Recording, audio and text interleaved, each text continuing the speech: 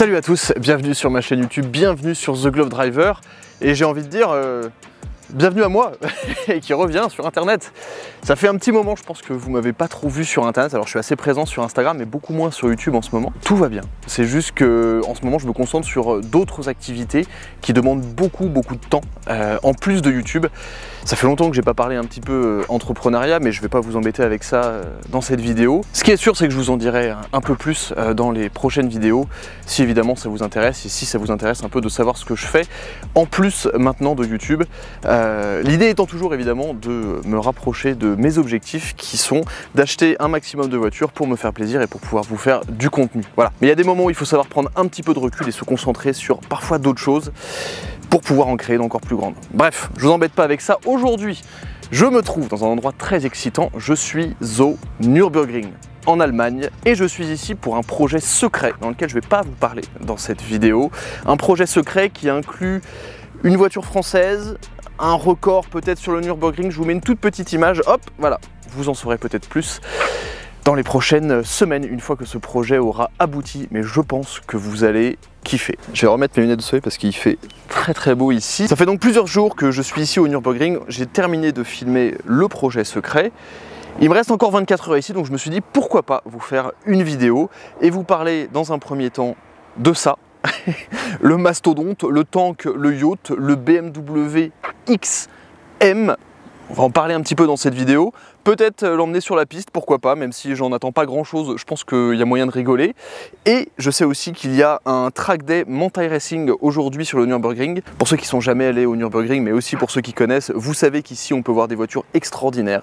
Et hier, j'étais sur un track day, j'ai vu 17 992 GT3 RS. Donc aujourd'hui il y a un autre track day multi-racing où ça devrait être que des Porsche.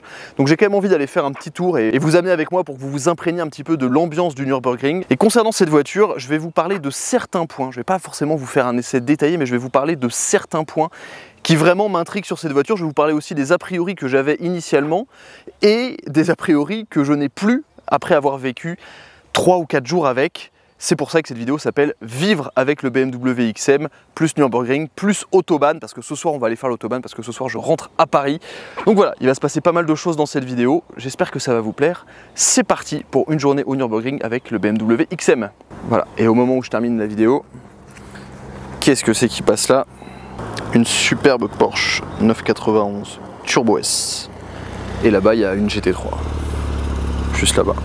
Et ben je viens de passer 20 minutes à discuter avec les deux passionnés anglais qui étaient dans la 911 Turbo S. Ces deux frères qui ont acheté une 991 Turbo S et qui ont fait 4000 km dedans. Voilà, ils ont fait UK, Malaga, Monaco pour le Grand Prix, Nürburgring, et là ils retournent au UK avec la voiture. Voilà, ils l'ont acheté à deux, une 991 Phase 2 Turbo S, et ils voulaient l'essayer correctement.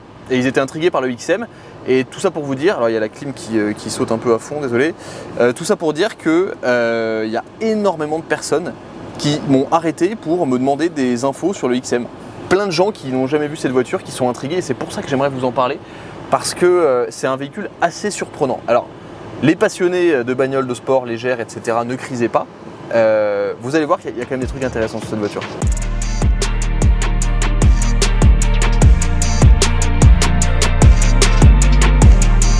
Je viens de garer le XM sur l'un des parkings juste à côté de l'entrée du circuit. Aujourd'hui, comme je vous l'ai dit, c'est un track day multi-racing. Multi-racing, c'est le préparateur officiel de Porsche, qui sont très connus au Nürburgring parce qu'ils ont permis à certaines voitures, grâce à leur kit, de dépasser des records, notamment avec la GT2 RS. Ils travaillent voilà, sur plein de voitures et c'est une entreprise qui a été rachetée par Porsche. Vous pouvez la voir là-bas, GT2 RS multi-racing. Là, il y a des Porsche dans tous les sens, donc je vais aller me caler sur le petit parking qui est juste à côté, sur le petit rond-point, pour voir les voitures rentrer et sortir de la piste. J'espère qu'on va croiser quelques beautés. Mais là déjà, il y a une GT3 RS qu'il faut que je vous montre, elle est extraordinaire.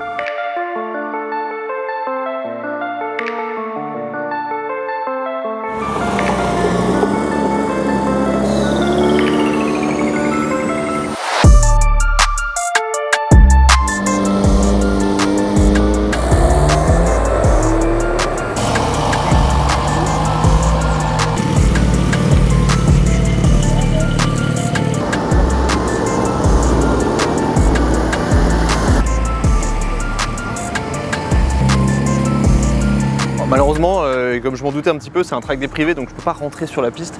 Par contre, ça m'empêche pas de voir les voitures qui sont sur le parking. Il y a des trucs de malade et de toute manière, les voitures sortent en permanence du circuit, comme ce superbe GT4 RS, pour aller faire le plein ou alors aller changer les pneus, etc. Donc je vais rester ici un peu de temps. C'est pas dans mes habitudes de faire du kartpotting, mais si c'est pour voir des voitures aussi exceptionnelles que celle-ci, bon, ça vaut un petit peu le coup. Je vois qu'il y a quelques 992 GT3 RS aussi. Vous pouvez voir à travers la grille un superbe GT4 RS vert et bon, il y a un paquet de voitures. Là vous pouvez voir des GT3 RS, Boxster Spider bleu là dans le fond, des GT3 RS encore. Nouvelle 992 GT3 RS à droite, à côté de deux GT3 RS préparés par Manthey Racing. Et le nombre de voitures, là je sais pas, il doit y avoir 90 Porsche, peut-être une centaine de Porsche GT, c'est que des Porsche GT.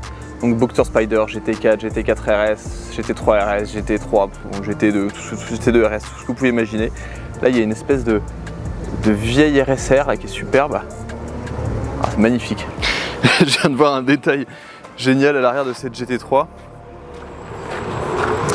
GT3 Cupified. Alors ce que ça veut dire, c'est qu'en gros c'est un faux mot anglais pour dire qu'elle a été rendue comme une cup. Voilà, qu'elle a été modifiée comme une cup.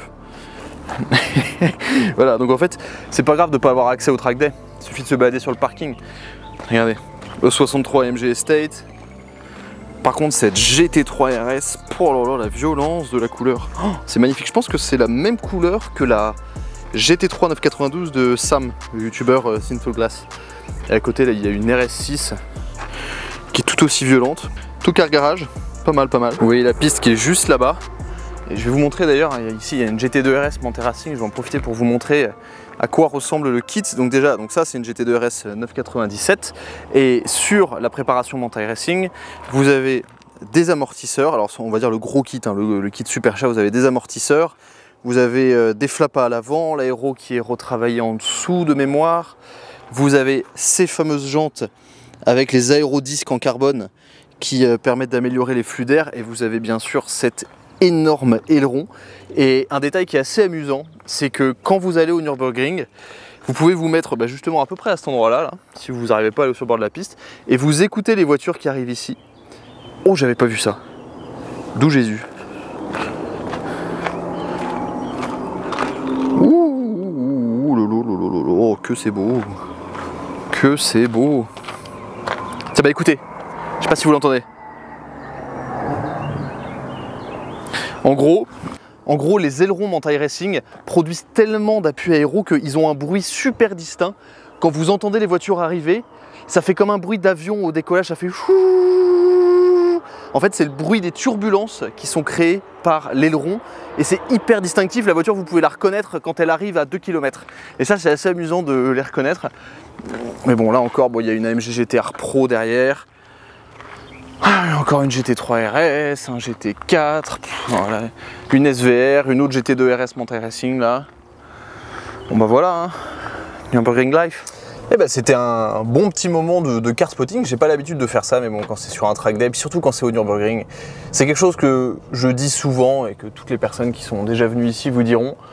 Même si vous ne venez pas pour rouler sur la piste, que peut-être ça vous fait peur ou quoi, bon il y a des solutions, j'en ai déjà parlé dans d'autres vidéos.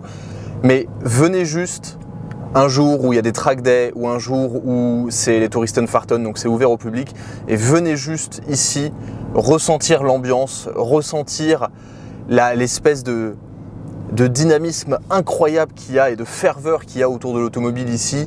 C'est un endroit qui est unique au monde pour ça, et pour nous les Français, c'est qu'à quelques heures de route. Forcément, ça dépend d'où vous habitez. Si vous habitez à Brest, ça va être un peu chiant. Mais de Paris, par exemple, c'est qu'à 4h30 de route. 4h30 de route, vous êtes dans un endroit qui est juste magique, quoi. Vous voyez des voitures de psychopathes sortir de n'importe où. Hier, il y avait une 918 Spider sur la piste. Bon, voilà, le mec, il est sorti du bureau, il s'est dit tiens, je suis en 918 Spider, décapoté en plus, et je vais aller me faire un tour sur la piste. C'est hallucinant, mais c'est ça le Nürburgring. Là, à tout moment, je peux croiser une Koenigsegg, j'en sais rien, ou la nouvelle GT3 RS, ou je sais pas moi, là, un prototype de 992 GT2 RS, je l'ai pas vu, mais pourtant j'ai bien cherché. Mais c'est juste un pied intégral de se balader au Nürburgring et d'essayer de simplement tourner, de se balader à pied, de voir les différentes entreprises qui sont là, etc., etc. Mais pour revenir sur cette BMW XM, enfin 7 ou ce, je ne sais pas, à la base, je comptais pas prendre cette voiture pour venir jusqu'ici, parce que pour être très transparent avec vous, je pense que vous connaissez mon amour pour l'automobile de sport et l'automobile légère. J'étais pas très convaincu par le projet et par le marketing de BMW qui disait que cette voiture célébrait l'anniversaire de BMW, avec notamment des détails sur la voiture qui sont inspirés de la BMW M1. Bon, je pense que vous êtes pas mal à avoir réagi comme moi. Entendre ce genre d'argument posé sur une voiture de 2 tonnes 7, 5 mètres, 2 mètres 10 de large, hybride, SUV, là ils m'ont clairement perdu. Ils m'ont clairement perdu, mais j'ai vu une statistique, j'ai lu sur internet ou sur un magazine, je sais plus, que cette BMW était la BMW M9 la plus commandée de l'histoire de BMW. C'est-à-dire qu'ils n'ont jamais eu autant de commandes au lancement d'un modèle M. Jamais. Du coup, je me suis dit, bon, BMW m'a offert l'opportunité d'essayer la voiture. Je me suis dit, allez, bon, au pire, qu'est-ce que ça va me coûter? Au pire, je vais découvrir quelque chose. Je suis quand même passionné de voiture, donc j'ai envie de découvrir des trucs. Ben, ça fait 4 jours que je vis avec la voiture, là. Et bon, déjà, il faut que je vous parle du design, rapidement, parce que c'est pas trop ma tasse de thé, mais il y a des trucs un peu marrants quand même. Puis la taille de la voiture est extraordinaire, littéralement. Mais il faut aussi que je vous parle de l'intérieur. Parce que une grosse partie de l'expérience de cette voiture, on parle quand même d'un SUV à 200 000 €, alors sans malus, hein, parce que c'est hybride. Une grosse partie de l'intérêt de cette voiture, c'est l'expérience de conduite et l'expérience passager. Je m'arrête et je vous montre ça. J'ai pas l'habitude de présenter des voitures des places arrière. Mais il y a une très bonne raison pour ça, c'est que le XM, comme je vous l'ai dit, le principe, etc. Bon, un SUV, un super SUV M, ouais, on verra. On verra tout à l'heure quand je le mettrai sur la piste. Parce que oui, je vais mettre le XM sur le Nürburgring. Parce que pourquoi pas, parce que j'ai envie. Il faut bien vérifier si c'est une M ou pas, donc bon, on va le faire. Je me dévoue. Mais ce que j'ai vraiment appris, découvert et apprécié durant ces quelques jours avec le XM, c'est à quel point les... GT3 RS qui accélère, il faut que je m'arrête pour ça. C'est à quel point l'expérience à bord est exceptionnelle. On m'avait dit dans la présentation de la voiture que c'était quelque chose sur lequel les ingénieurs de BMW avaient beaucoup travaillé. Mais honnêtement, là encore, je pensais que c'était un peu du bluff, du marketing, quoi. Mais déjà, il y a ce plafond qui est absolument extraordinaire en 3D, en Alcantara. La finition à l'intérieur est vraiment très haut de gamme. Il y a un nombre d'options incalculable. Il y a les porte-gobelets chauffants et ventilés. Les sièges sont chauffants, ventilés, massants, réglables sur tous les niveaux. C'est des sièges de BMW M5. C'est le summum du luxe et aussi à l'arrière où on est dans un espèce de cocon. Alors déjà, bon, la voiture est immense, donc on a une place pas possible. Mais à l'arrière, on est dans un cocon. La banquette est tellement moelleuse. C'est tellement confortable. Et surtout, un truc que j'adore, c'est que là, vous voyez, sur les côtés, il y a des petits paddings là. Donc vous pouvez être posé comme ça, tranquillement. Et c'est super confortable. La voiture a les roues arrière directrices, donc on sent absolument pas la taille du véhicule. Ça se conduit vraiment comme une BMW. Et ça, j'avoue que j'avais jamais vraiment ressenti ce niveau de luxe dans une BMW, ce niveau d'attention du détail et vraiment ce niveau d'attention au détail dans l'expérience à bord. Et que ce soit à l'arrière, à l'avant, en conducteur, en passager avant, l'expérience est vraiment très spéciale. Il y a un sentiment de luxe et d'exclusivité et d'ultra technologie dans la voiture que j'ai jamais vu ailleurs. Bon, le design extérieur, en plus je trouve ça superbe, je trouve ça bien fait, il y a des effets de lumière, des effets de son quand on démarre la voiture, le plafonnier en Alcantara marron, c'est une tuerie. Je me rappelle pas avoir vu ce niveau de qualité, de luxe, d'expérience. Donc voilà, ça c'est quelque chose que je voulais vraiment dire à propos du XM. J'ai pas envie de parler beaucoup du design extérieur parce que je le laisserai à chacun, je vous mettrai des images. Moi je trouve pas ça très beau, maintenant ce qu'on peut pas lui enlever c'est que c'est statutaire. En revanche, là où ça m'intéresse peut-être un petit peu plus, c'est d'aller déjouer un peu les pièges du marketing. Cette voiture est une voiture 100% développée par M, la division M, Motorsport. Donc on a un système 4 roues motrices avec un mode MDM qui va envoyer un peu plus de puissance à l'arrière, c'est pas 4 roues motrices débrayables comme sur une M3 ou une M5, mais quand même, c'est censé avoir du sport. La voiture a des renforts de partout pour maintenir la rigidité, des suspensions pneumatiques, des freins énormes, et aussi un V8 4 litres 4 biturbo de BMW M5 qui développe un peu plus de 500 chevaux, il est détuné par rapport à la M5 et qui, avec le système hybride, qui assure, et je l'ai vérifié, 80 km d'autonomie en full électrique, propose un total de puissance de 650 chevaux et je sais plus combien de Nm, mais beaucoup, genre 800, quelque chose comme ça, je le mettrai à l'écran. Et ben moi ce que j'ai envie de voir, c'est si oui ou non BMW nous raconte n'importe quoi. Donc, pour le test, eh ben on va mettre cette voiture sur le Nürburgring pour voir si c'est une immense saucisse, ce à quoi je m'attends honnêtement, parce que vu le gabarit, je le répète, 2 tonnes 7, 5 mètres, un truc, c'est immense. L'empattement, honnêtement, je peux m'allonger au milieu, je touche pas les 2 roues, et je suis grand. Donc je m'attends à rien. Et c'est justement ça qui m'intrigue, parce que j'ai lu quelques retours de journalistes qui disaient que c'était bien. Évidemment, c'est pas un test scientifique, vous voulez, c'est pas fait pour ça. Mais je suis intrigué de savoir à quel point les marques sont capables d'aller loin dans l'ingénierie pour faire qu'un truc aussi gros fonctionne. Donc c'est parti, on va sur le Nürburgring.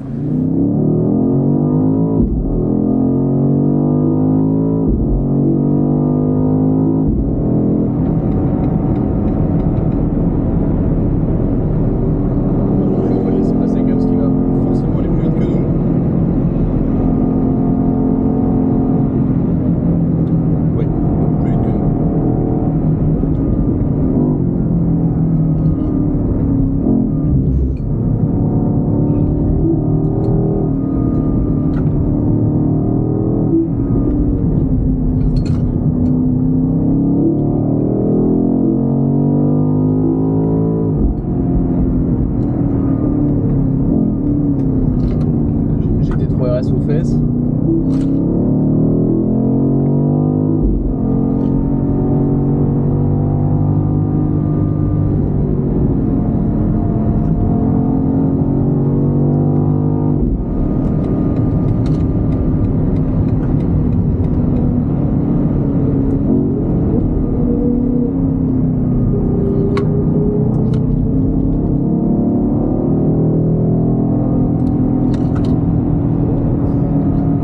Quand même d'un engin qui fait 2 tonnes 7 et que j'arrive à envoyer de virage en virage, genre normalement.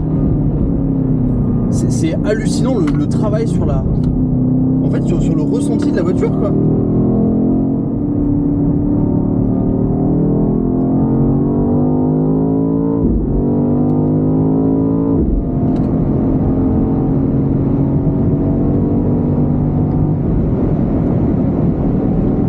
D'un machin de 2 tonnes 7 que j'envoie dans à 200 km/h dans la descente de full sport quoi.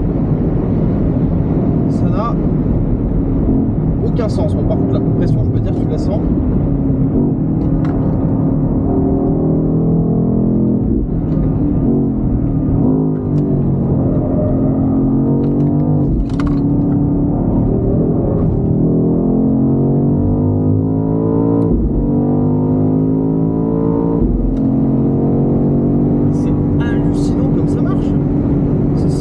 C'est pas humain quoi, qu'est-ce qui se passe?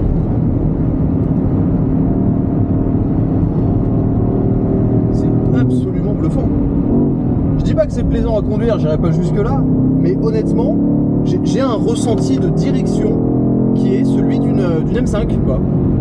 C'est-à-dire que je sais ce que la voiture fait, les transferts de charge sont prévisibles, la voiture malgré son poids se déplace. Et j'arrive à l'emmener avec du rythme quoi.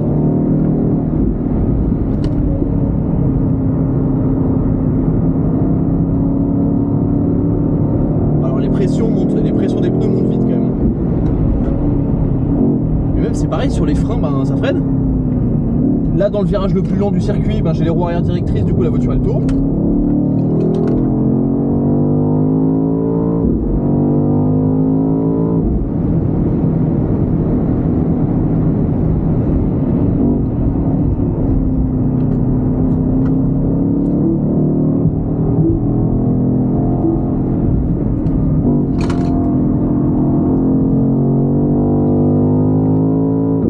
Il y a quand même 650 chevaux aidés par l'hybride, donc ça avance.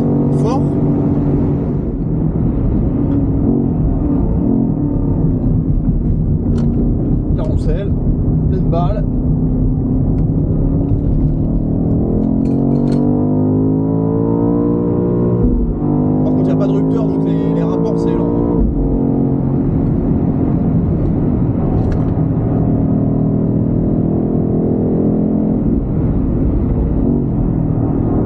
Ça défie les lois de la physique, ce truc.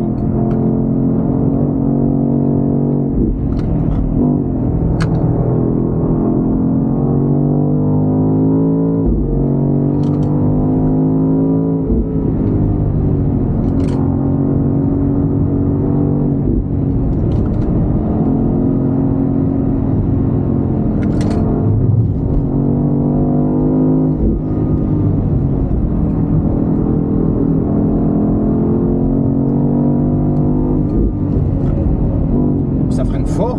Non mais ça non mais ça a pas de sens ce machin.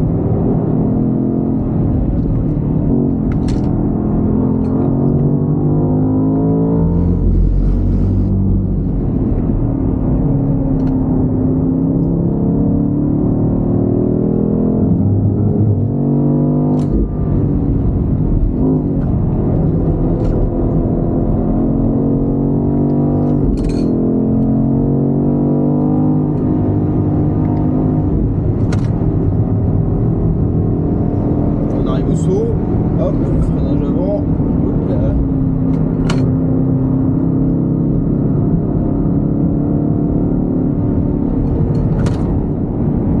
Ça n'a aucun sens ce truc. Aucun. C'est absolument bluffant. Je dis pas que c'est plaisant à conduire parce que bon, on est dans un truc énorme, mais honnêtement, le feeling, le ressenti général de la voiture est celui d'une BMW M. Et franchement, je me tire les cheveux en disant ça, mais c'est vrai quoi. C'est dingue. Je sais exactement ce que la direction fait, je me rends compte exactement des transferts de charge, des choses comme ça. La voiture est très stable. Forcément, bon, y a un empattement équivalent à la longueur totale d'une Golf, mais la voiture est super stable. Ça n'a pas de sens, ça n'a aucun sens. Bon, vous l'avez vu, la voiture sait se déplacer en virage. Je suis en direction de Paris. On va voir si la voiture sait se déplacer en ligne droite. Ce qui est hallucinant, c'est à quel point la voiture est stable. Et même dans un léger virage, la voiture elle bouge pas, il n'y a pas de rebond, elle aspire complètement les bosses. Et c'est exactement le comportement que je retrouvais sur le Nürburgring. La voiture cache sa masse incroyablement bien. Et ça, honnêtement, c'est une prouesse juste hallucinante. Allez, hop. Illimité à nouveau. Troisième. Piétole. C'est parti. 170, 180, 190, 200, 210, 220, 225, 230, 240, 245.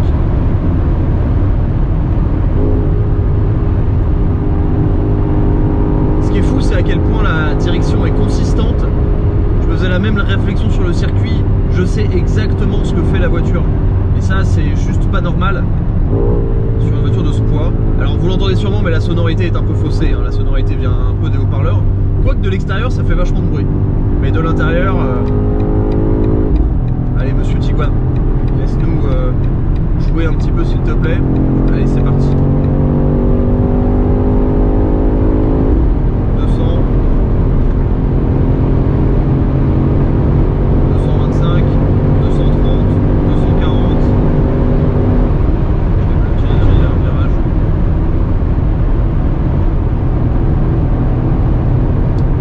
Même là, je suis dans un léger virage à 220 km/h. Ça ne bouge pas.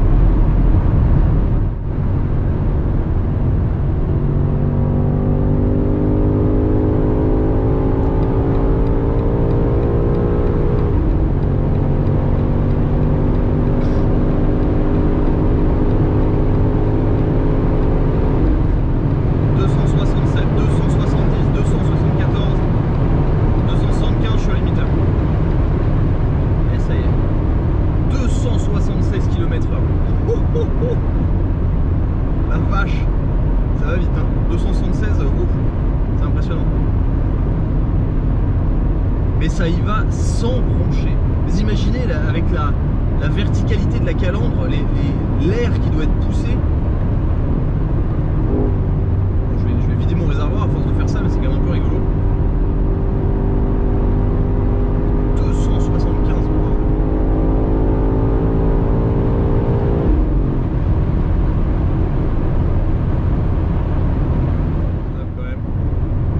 Voilà, c'est fait. Le limiteur à 275 km/h.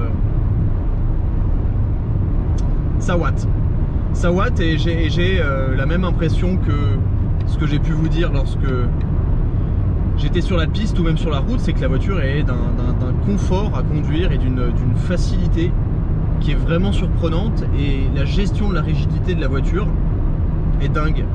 En fait,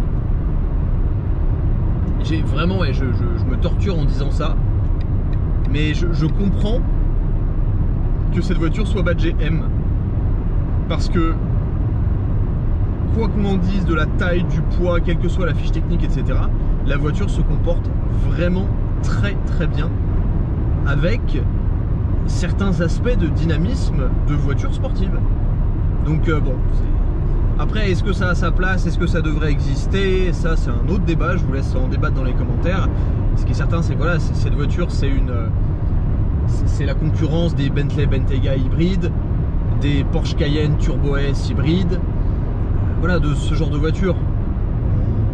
Donc bon, voilà, c'est des voitures qui sont destinées à des gens fortunés, généralement à des chefs d'entreprise, parce que c'est intéressant, il n'y a pas de TVS, pas de malus sur la voiture, vu que c'est une hybride, donc bon, voilà. Et donc voilà, c'est un véhicule particulier, mais j'avoue que, contrairement à ce que je pensais initialement, ben, je suis assez content de l'avoir essayé.